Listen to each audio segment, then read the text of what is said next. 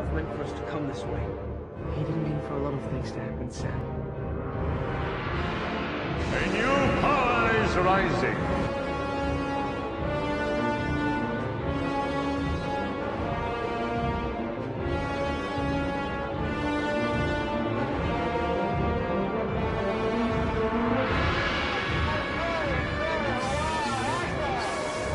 It's more of an action film, it's more complex in its storytelling. The quest has started in the first film, you know, the characters have set out on the journey and now have split into three different groups. So you have multiple storylines progressing where you're intercutting between the multiple storylines. The pace is quickened.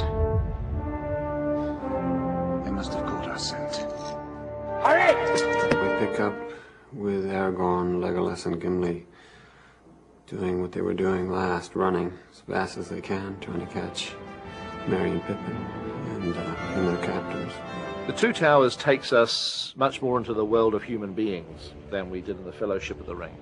And we go into the kingdom of Rohan, which is a very Viking-like, almost a sort of Scandinavian style civilization. And we meet the king of Rohan, Theoden, who's played by Bernard Hill. His niece, Eowyn, is played by Miranda Otto.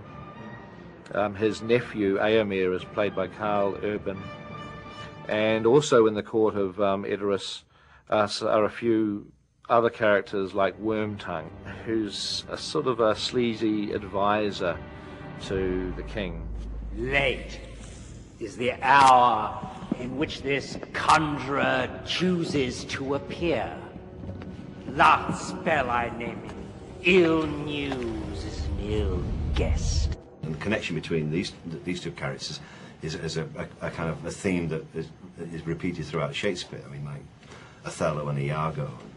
There's a kind of King Lear aspect to the character where he's dealing with decay and deterioration and abandonment, if you like, and a sense of massive self-doubt and anger and revenge. And then I go into kind of Henry V, really, in a way, leading the charge. The focus of this movie, the focal point, is obviously the men of Rohan being threatened with 10,000 strong army of orcs. 10,000. It is an army bred for a single purpose. To destroy the world of men. Sauron's forces have begun their attack. He is using Saruman to destroy your people. They were unarmed. They had no warning. I tried to feel the frustration that Eomer was feeling by his inability to do nothing about it, because the king is in a catatonic state and is not doing anything about it. You know, Eomer doesn't want to go against the king, but ultimately has to. He's forced to act. I think it's a film about war. I don't think it's a pro-war film, because the cost of war is very much in Tolkien's mind as he wrote the books. And you know, he was a soldier in the First World War, and he saw most of his school friends die in the Somme. This is but a taste of the terror that Saruman will unleash. You must fight. I will not risk open war.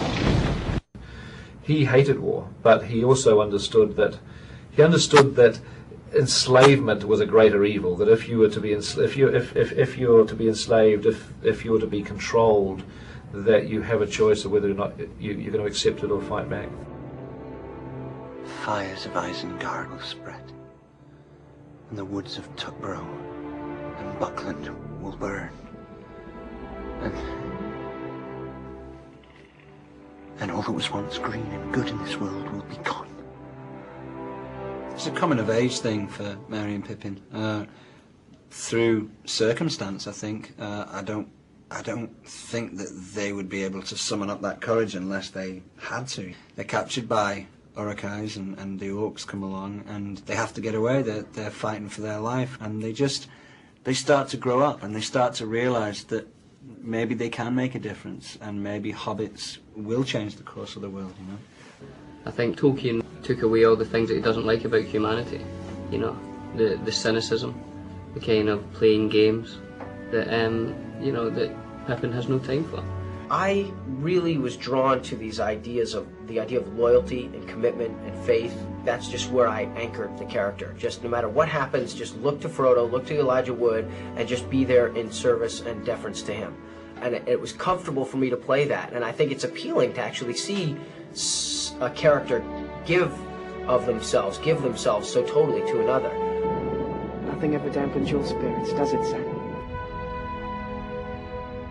Part 2, we're now into the chase, into the action. And that's very dramatic and very dark and very savage. And the only way you can have a rhythm of tension is if you have release as part of that tension. And it really became evident that the best person to provide some of that relief would be Gimli.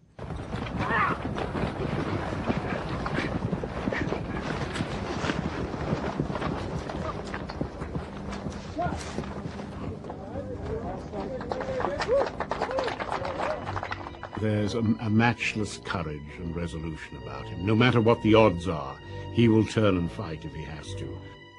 When I was a little boy, I read so much, and I wanted to be some of these characters. My concepts of virtue, integrity, courage come from the books and the characters that I've loved. One of the great responsibilities of being in our business is that we are responsible for the dreams of the young. And we must give them wonderful and rich and complex and yet defined and glorious images.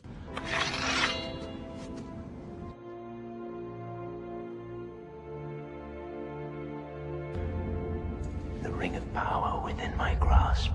The ring, I think, really embodies evil in the veil of power, in the veil of you can take this thing and do good with it, when in reality you can't. And that is the temptation. It's the ring. Frodo! It's taking hold of you. There's like trance periods, where he kind of becomes completely obsessed and goes into this trance of the ring. And then those kind of intensify over a period of time as the ring starts to take more of a hold. And that was an interesting element to deal with as an actor, to kind of figure out how to build on those particular trances and those kind of possession moments. The ring is pure evil, but it's also addictive, and whoever has the ring obsesses over it. Frodo realizes that it was the ring that destroyed Gollum, that Gollum was once a hobbit, and because of his obsession for the ring, he turns into this wretched creature. I chose to play him kind of as an addict, really. It's not so much, I wouldn't describe him as someone who's kind of clinically schizophrenic, but I think it's like he has suppressed one part of his personality. Gollum, the vicious side, squashed Smeagol, who was him before he was corrupted by the ring. And Frodo obviously sees a chink of light in the personality and nurtures that. And because of his understanding, growing understanding of what the ring's doing to him, he sees that addiction and where Gollum is kind of where he's going. So he brings Smeagol out. He wants to save him. Just tie him up and leave him. No! You know the way to Mordor. Basically, we shot every single scene with me playing the role on set, conventionally, like any other film. We always shot two versions, one with me in and one with me out, which gave the animators two directions to move in. They either painted over my exact movements, or we used motion capture, which is basically wearing a suit with dots all over it, linked through computers via cameras to a computer-generated image on a screen. And so if I move in real time, you can see the computer-generated image of Gollum move at the same time. So I was able to, in fact, be a virtual puppeteer. With all the visual effects that we have, we're still trying to give that a very gritty kind of real feel, so that the effects are used to provide the sort of epic scope of the story. Action!